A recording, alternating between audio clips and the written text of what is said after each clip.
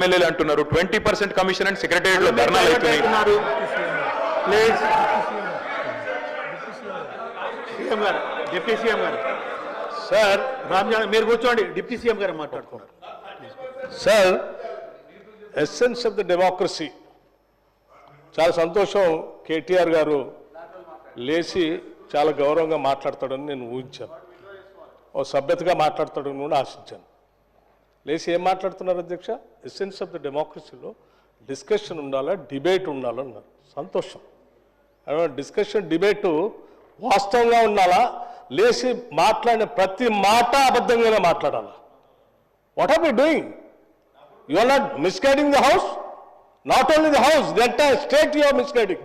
వారు ఏమన్నారండి? అభయహస్తం పేరు మీద అడ్డగోలుగా అడ్వర్టైజ్మెంట్స్ ఇచ్చామని చెప్తా ఉన్నారు. సివిల్ సర్వీస్ స్టూడెంట్స్ కోసం మన రాష్ట్రం నుంచి పోతున్నటువంటి విద్యార్థులకి, పేద మధ్యతరగతి బడుగు బలహీన వర్గాలకు సంబంధించిన విద్యార్థులకి, ఇంక్లూడింగ్ ఈడబ్ల్యూఎస్ స్టూడెంట్స్ కూడా, ఎవరైనా ఈ రాష్ట్రం నుంచి భారతదేశంలో నడుపుతున్నటువంటి యూపీఎస్సీ ఎగ్జామ్ కోసం డబ్బులు లేకుండా ఇబ్బంది పడతా ఉంటే వాళ్ళకు కొంచెం ప్రోత్సహిద్దామని చెప్పి మేము ప్రిలిమినరీ పాస్ అయినటువంటి వాళ్ళందరికీ, ప్రతి అభ్యర్థి ఎవరు అప్లై చేసుకుంటే వాళ్ళందరూ ₹1,00,000 ఇద్దామని చెప్పాం.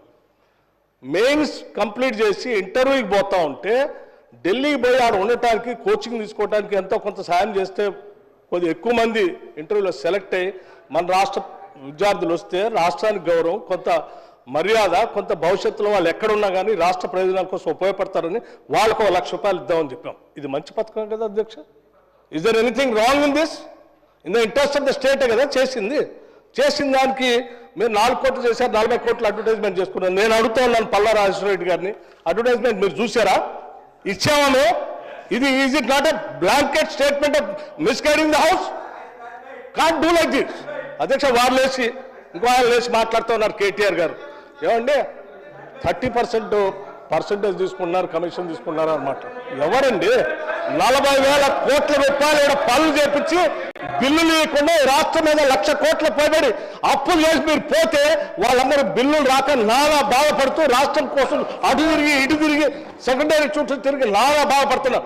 మీ పాపం వల్ల ఈరోజు రాష్ట్రంలో 1,00,000 కోట్ల పనులు చేసినటువంటి వాళ్ళ బిల్లు లేక ఏడుస్తున్నారు. ఎంతో కొంత మేము బాగు చేసి కొద్ది సర్ది చేసి ముందుకు పోతా ఉంటే అడ్డగోలుగా మీరు ఈ మాటలు మాట్లాడటం ఇది వాస్తవమా? రైట్, నేను ఛాలెంజ్ చేస్తా ఉన్నాను కేటీఆర్ని. I have challenge KTR. Now you have to prove that what the statement what you made. Otherwise you have to say opposite to this house. You have to make a statement. అధ్యక్ష, నేను అడుగుతా ఉన్నాను, ఇది మీరు prove చేయకపోతే ఈ సభకి క్షమాపణ చెప్పాలి, ఈ రాష్ట్ర ప్రజలకు కూడా క్షమాపణ చెప్పాలి. ఈ రకంగా మైక్ దొరికింది కదా అని అడ్డగోలుగా ప్రభుత్వం మీద బ్లాంకెట్ గా ఈ రకమైన స్టేట్మెంట్ ఇస్తే ఇట్ ఈస్ నాట్ కరెక్ట్. అధ్యక్ష, గౌరవ సభ్యుడు దీని మీద తిరిగి సమాధానం చెప్పాలి, క్షమాపణ కూడా చెప్పాలి.